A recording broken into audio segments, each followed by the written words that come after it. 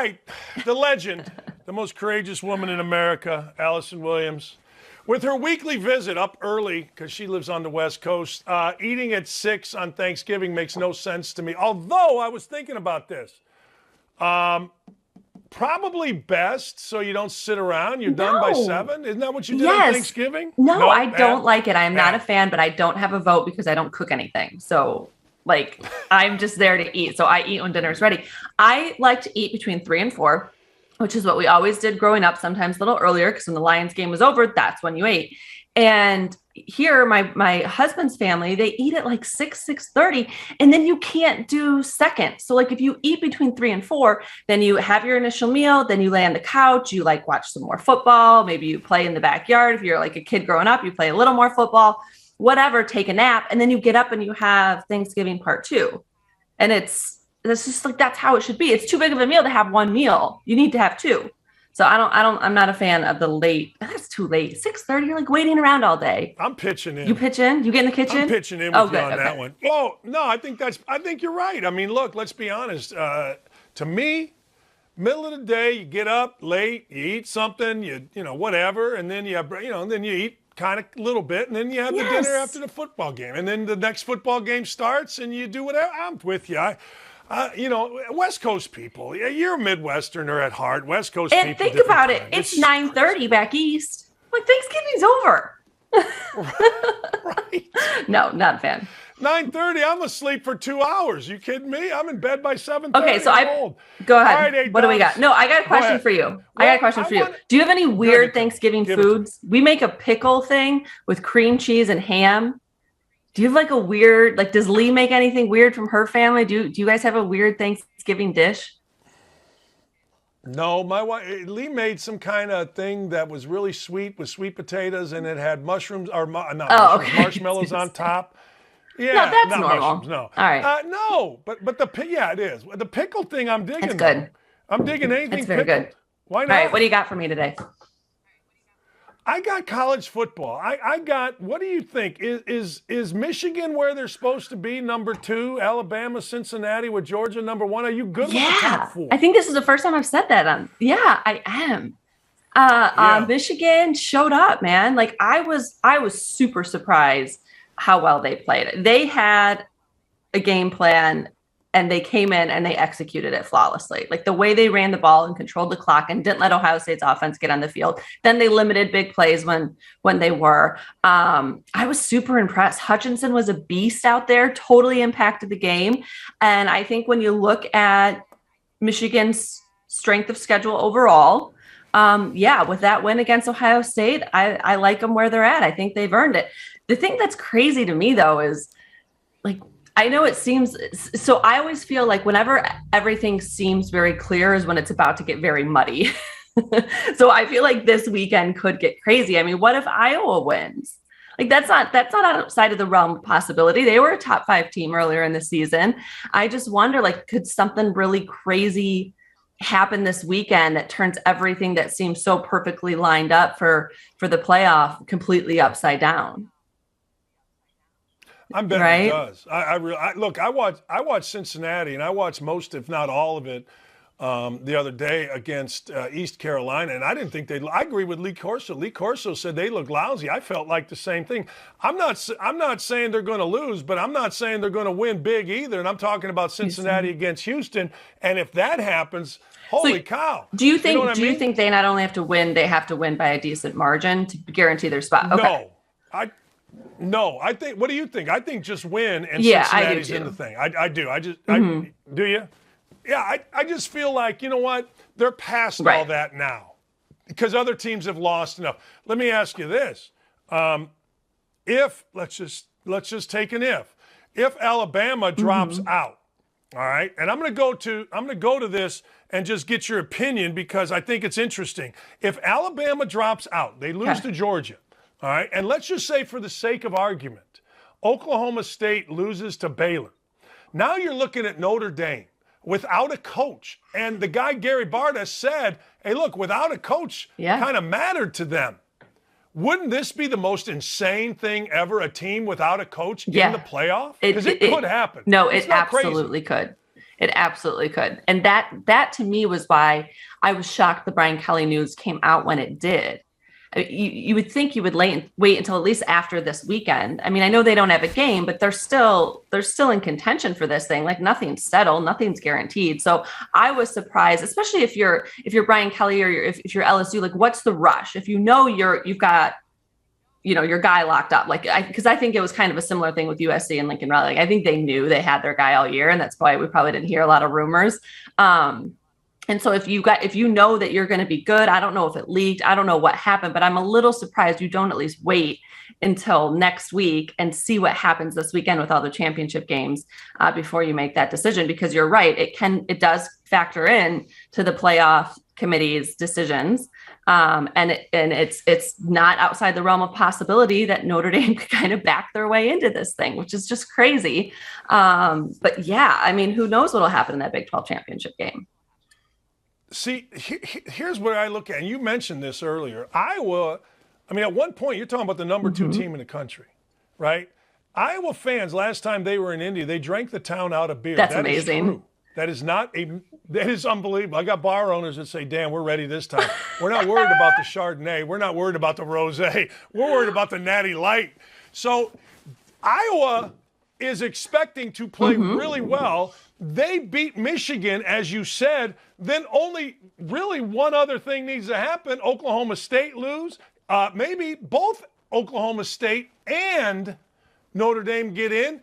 If Alabama loses and Iowa beats Michigan. I'm telling you, it's crazy that Brian Kelly didn't wait a week. I know. I totally agree. I don't know if I don't know if this is like a result of what's happening with transfer portals and stuff. If there's a recruiting dynamic to it, like the early signing period he wanted to get ahead of.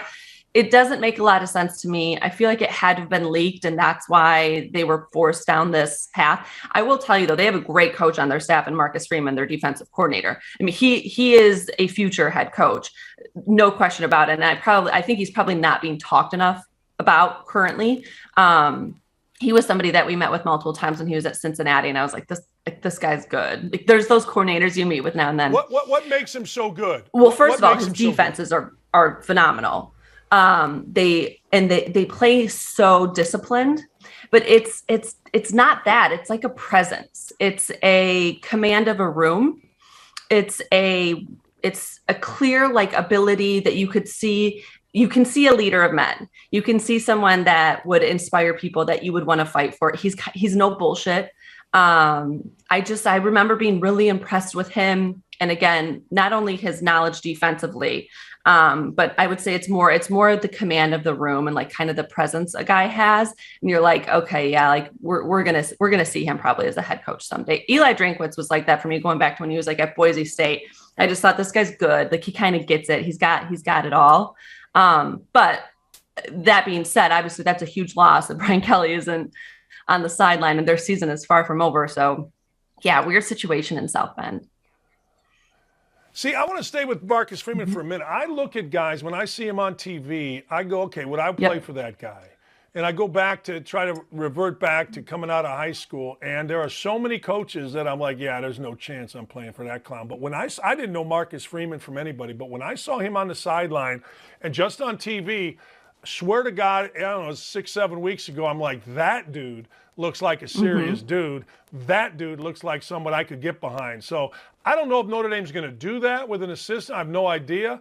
But that dude looks to me like a kind of guy that could take this over and in a 1 or 2 game stretch here, right the ship and get them going where they need. That's what I think you're right. That's a difficult spot for your first head coaching job, to be the head coach at Notre Dame and take over for the winningest coach in Notre Dame football history.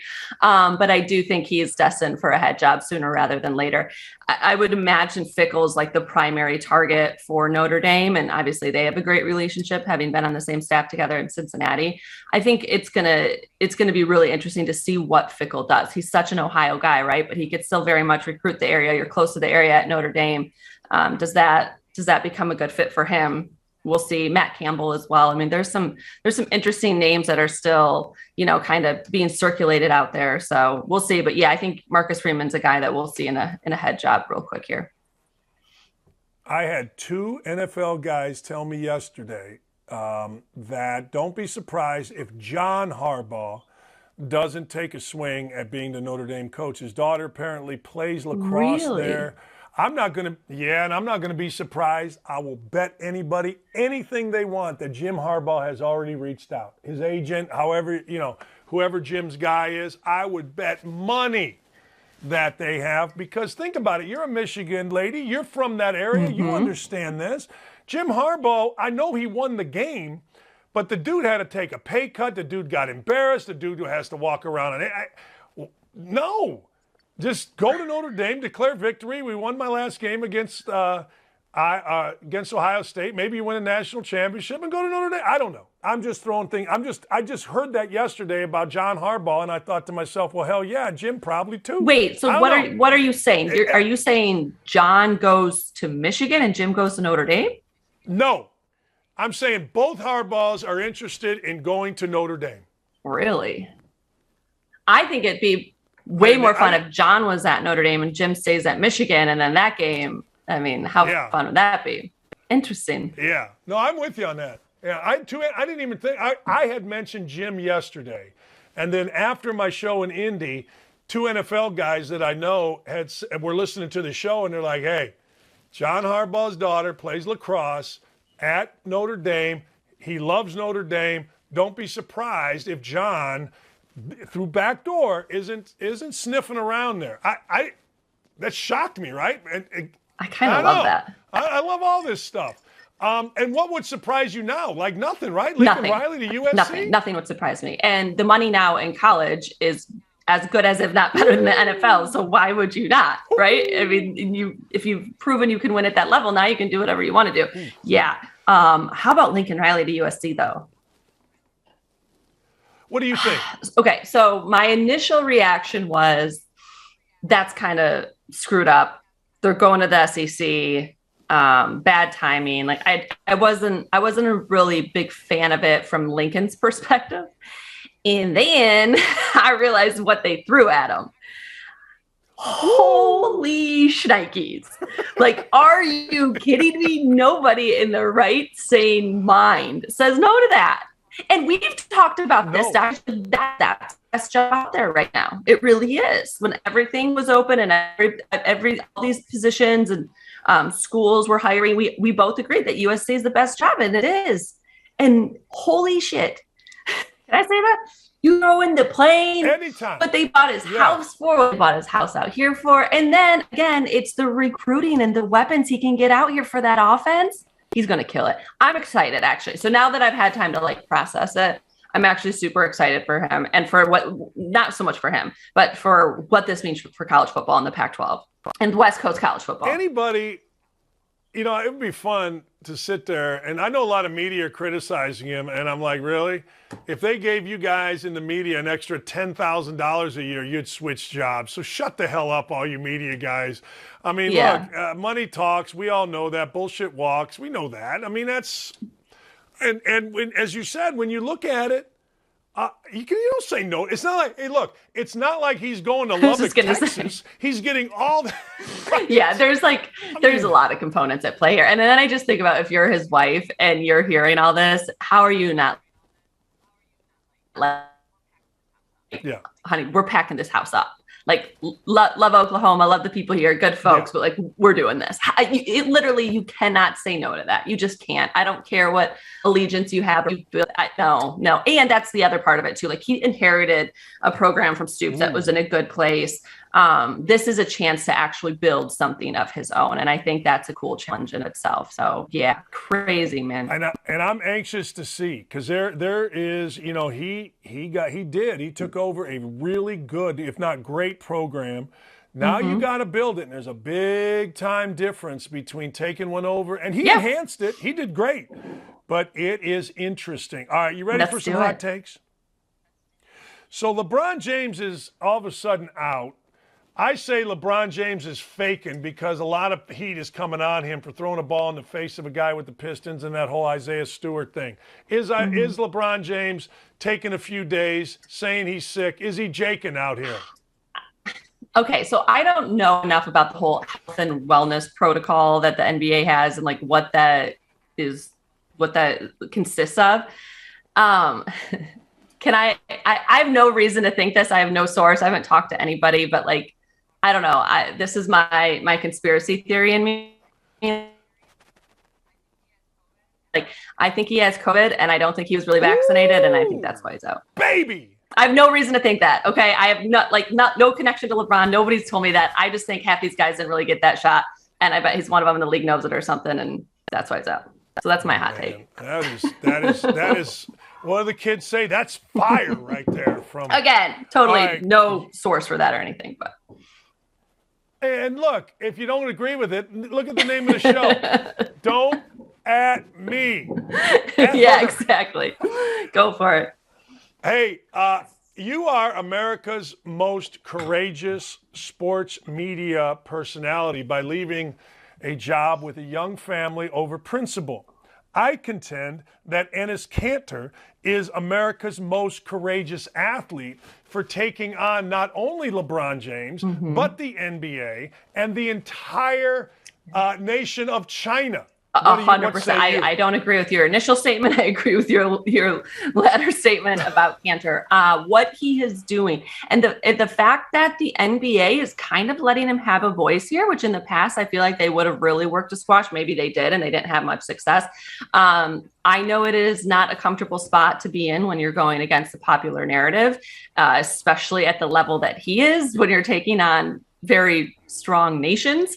I give him a tremendous amount of respect. And I think you're right. I think he's probably the most courageous athlete out there right now for the stance he's taking publicly. And his insistent, he's not backing down. Right. And I think he comes from a place that is respected and his perspective is valued because of his history and his background and what he knows. And so I think people need to listen because I think he's got a very important message out there. I agree. I mean, whether you agree with it or not, I mean, that's the world we live in. You can agree, you can disagree, but he's putting it out there from a perspective that is unique, I think, to anybody else in the NBA. So, or anybody else in professional or sports. in the U.S., right? I mean, he's seen some things that we definitely have not. Yeah, and congratulations. He went through the legal process of becoming a citizen, and you know what? Much respect to that guy. I just think it's terrific. All right. College basketball isn't interesting until March. No. Do you watch the Ohio State Duke game? Now, granted, yes, it was a little like in the first half, right? But the second half was phenomenal. And I feel like this is a little bit like 2 years ago where number one is kind of the mark of doom.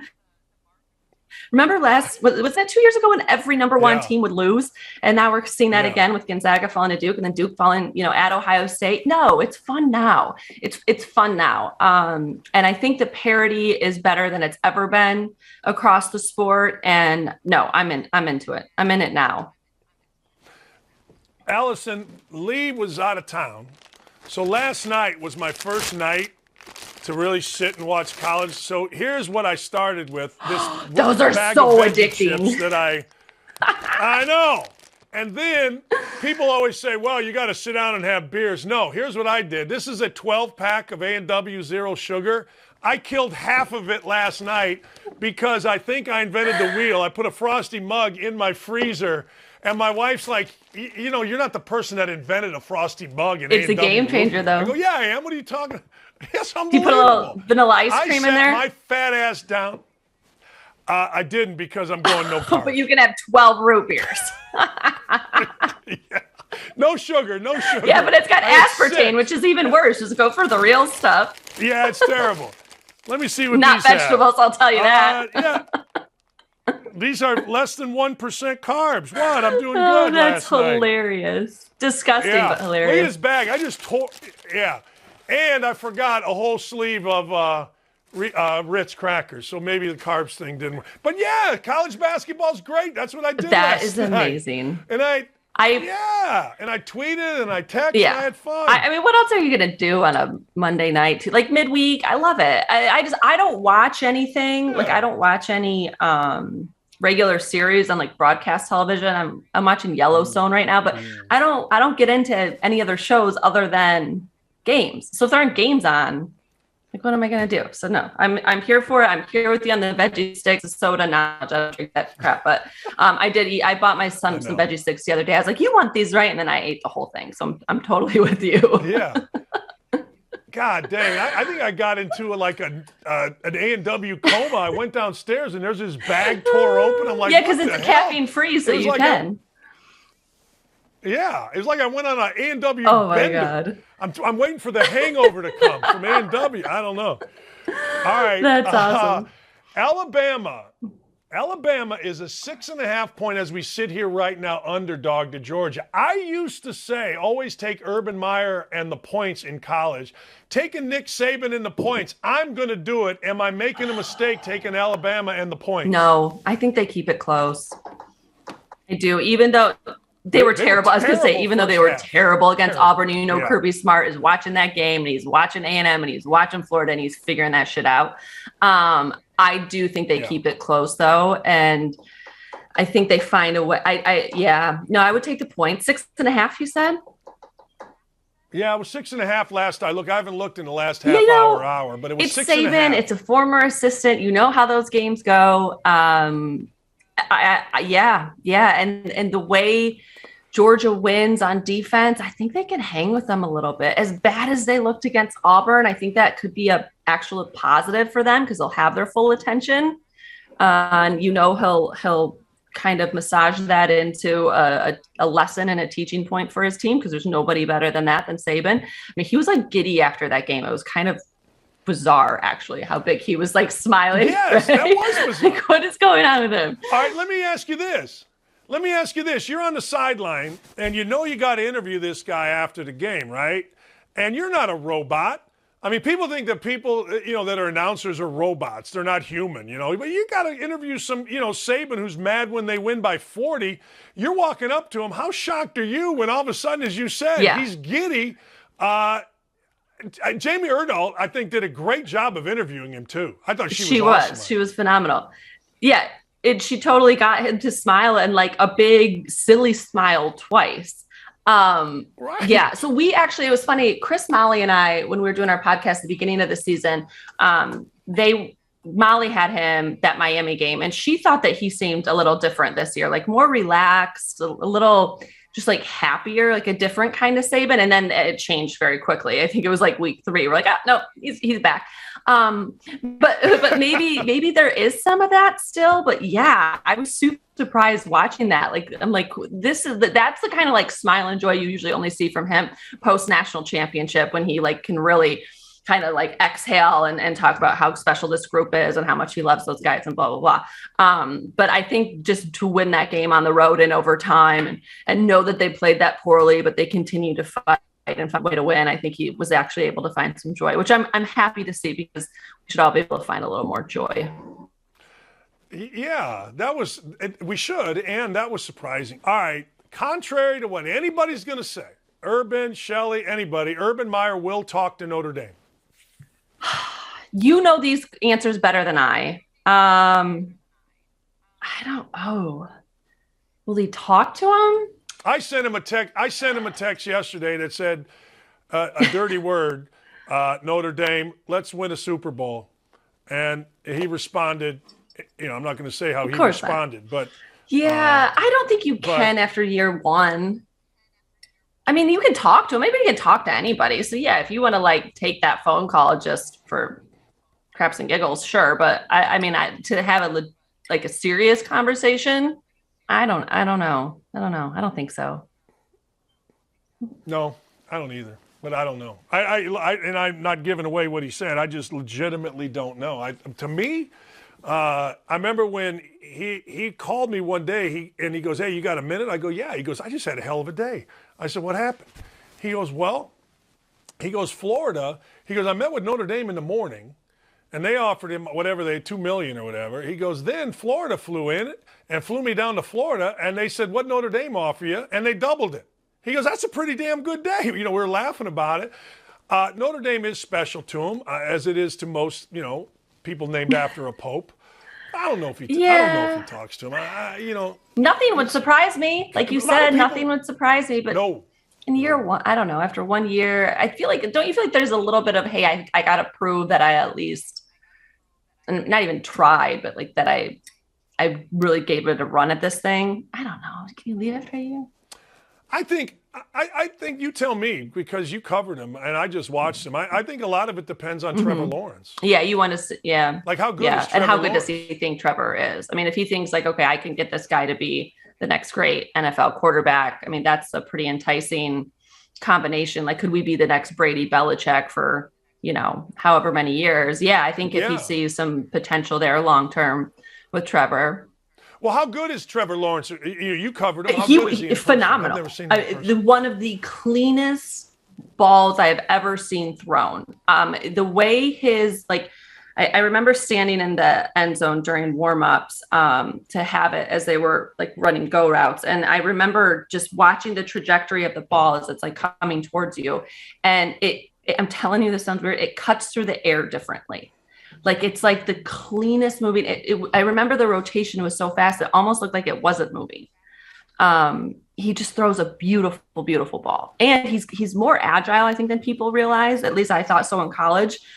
He was a little quicker than I think you would expect looking at him. But because he is like kind of a taller guy, he's a bigger dude than you realize. I thought he was phenomenal in college. Look, there's an adjustment when you get to the NFL. The windows are smaller. Things look different out there. So I think it's going to take time, but I think he'll get there. I mean, he has such a pure natural talent that you just don't see every day when it comes to throwing that football. No, and I'm glad to hear you say that, because I want Urban to succeed. Like I said, I want him to win a Super Bowl. And if you're going to win a Super Bowl, you got to have a quarterback. I mean, you got to have a guy. The one thing people forget, I know a lot of quarterbacks have played well, but, guys like Peyton Manning really struggled coming into the league. It's not. We forget that. One situation does not fit. Yeah, it's not one size fits all, right? I mean, yeah, absolutely. Absolutely. Oh. And I think that's the society we live in, though, right? Now, like, everything is, what have you done for me lately? What are you doing right now? We don't have patience with anyone, coaches, players, teams, across the board. So I think it's good to be reminded that he is very young, and it is a very different speed. It's a different league. It's a different physicality. It's a different scheme. And it takes time to adjust. So I think you have to be a little patient. Yeah, and let's not forget, he joined a team that lost 15 or 16 straight games in a row. Yes. It's not like, damn. I mean, it's not like, it's not like these guys were the uber talented. I mean, there's a reason Urban Meyer is there. There's a reason he was the number one pick, and that reason was, 15 in a row. Right. And you look at some of the great quarterbacks in the NFL, and they usually have a few years to sit behind a guy. I mean, Rodgers sat. He had Favre in front of him. You look at Brady, it's not like he came in as his, 6th round pick or whatever the hell he was and won the job right away and was out there on the field. Like, they usually have a few years to learn behind a veteran quarterback and kind of make that transition a little easier. And Lawrence didn't. He was thrown right into it. So we're going to see some of his flaws earlier on that maybe you don't get to see with the quarterbacks that have time to be on the bench for a little bit their first few years. You're the best. You are the best. All right. What do you got going today? I know it's early out there. You got a really big day. Nobody's screaming. No, I think they're still sleeping, so that's good. My son's still asleep. He's got a big day. He's got a dentist appointment, and we're gonna do a little speech therapy because, unlike his parents, he's not talking quite as much as he probably should be. So we're starting that today. So yeah, really, really exciting stuff out here. This is my life. I realized I'm like, okay, so what do people do that don't travel 4 days a week for work and have time? So like, I pickled radishes the other day. I've started a garden. Like, this is the crap I'm doing now, Dakich, because I don't have a life without my job. Yeah, but the show is coming. It is. And actually, we've been putting some more time into that. So that's good. It's given me something to kind of channel the focus and the energy, because otherwise I'm like making really random shit and making my husband eat it. And it's just, I need a job. Hey, send your resume. Go to LinkedIn. I think they're looking for the New York Post. I saw the other day. They sent me a thing. They're looking for an editor. And I'm like, oh, okay. Why are you sending me that? Hey, I do remember, to your point, I do remember my first free day my freshman year in college after the season was over, and I'm looking around with no practice. And I'm like, all right, I'm either going to go to the roof with a bunch of guys on my dorm floor and drink beer all day or study. Which did you do? Like, I'm either going to become, well, you know what I did. I went to the roof. But honest to God, you have decisions to make. Idle time isn't great. No, and I'm more productive the more I have to do. So it's like, right. There's a lot of naps currently. You're the best. Hey, thanks for joining us. The most fun interview Appreciate of the week. You. Have thanks, a great one. Dubs. All right. That's Allison Williams telling you. Most courageous woman in sport media. She's great. Absolutely fan-freaking-tastic.